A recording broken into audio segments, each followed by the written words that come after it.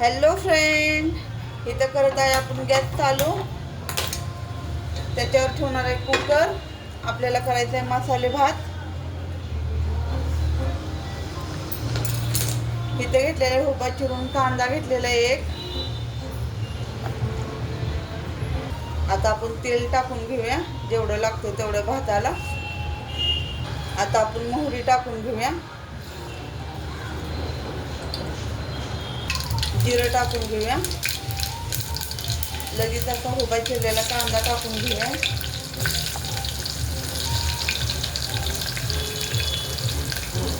त्यावर मी टोमॅटो चिरते, कांदा भाजूस तर एक जीव करूया.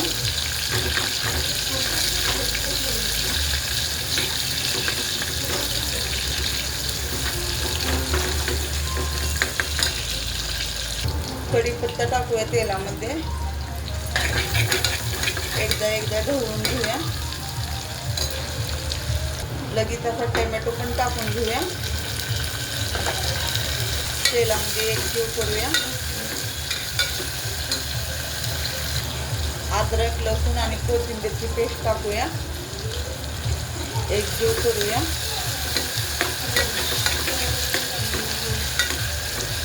त्यावर आपण एक बटाटा सोलून घेऊया, साल काढून. इथं वाटाणा आणि बटाटा आणि गाजर घेतलेला आहे. आता ते आपण पाण्यामध्येच ठेवलेलं आहे. आता धुवून स्वच्छ टाकूया. तेलामध्ये आपण टाकून घेऊया. नंतर आपण तांदूळ टाकणार आहे. तेलामध्ये जरा भाजून घेतल्यावर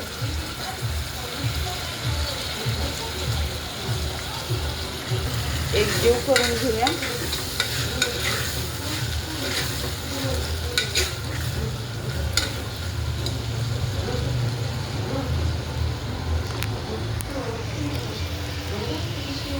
ह्या प्रकारे दिसतंय बघा. आता थोड्या वेळ शेकून घेऊया आपण तेलामध्ये चांगलं. तांदूळ धुवून घेतलेलं आहे. आता आपण ते टाकून घेऊया. जेवढं तांदूळ आपल्याला आवडीनुसार घ्यायचं, किती माणसं खायचं तेवढं.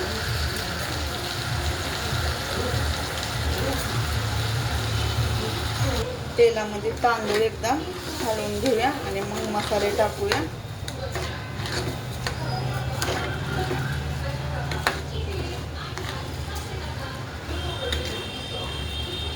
पुलाव पण ह्याच पद्धतीचं करतात, पण गरम मसाला टाकायला लागतो खूप सारा. आपण गरम मसाला नाही टाकलेला आणि त्याला बिर्याणीचा तांदूळ लागतो पुलावला.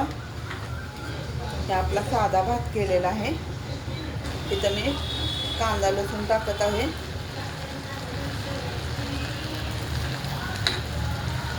मीठ टाकत आहे आणि हळद पावडर टाकत आहे. आता मसाले सगळे हलवून घेऊया.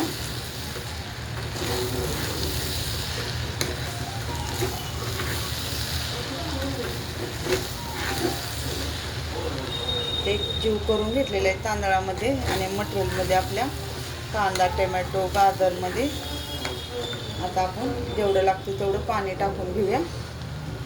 आता जेवढं लागतं तेवढं पाणी टाकून घेऊया.